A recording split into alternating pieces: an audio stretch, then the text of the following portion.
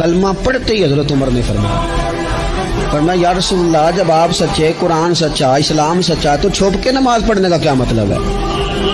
فرمایا ابھی تعداد ہی کوئی نہیں، 40 تو مسلمان ہیں۔ عرض کی حضور مہربانی کریں نا، آپ صرف اجازت دیں۔ 20 لوگوں کی صفیں بنا دی گئیں، ایک صف کے آگے حضرت عمر ہیں، ایک صف کے آگے حضرت امیر حمزہ ہیں۔ جناب عمر کہنے لگے چونکہ آپ اللہ کے رسول ہیں تو لہذا نماز بھی آج اللہ کے گھر میں پڑھی جائے گی۔ تو حضرت عمر بیت اللہ شریف کے بیچ کھڑے ہو کے نعرہ لگاتے ہیں، فرماتے ہیں میں عمر ہوں، تم مجھے بھی جانتے ہو، میرے باپ کو بھی جانتے ہو، تم میرا قبیلہ بھی جانتے ہو، میں نے پڑھ لیا ہے محبوب کا کلمہ۔ اب جس نے بچے یتیم کرانے ہو اور اپنی بیوی بیوہ کرانی ہو وہ آئے اور مجھے روکے، یہ محبوب اللہ کے ہیں اور گھر بھی اللہ کا ہے، تو نماز بھی آج اللہ کے گھر میں پڑھی جائے گی۔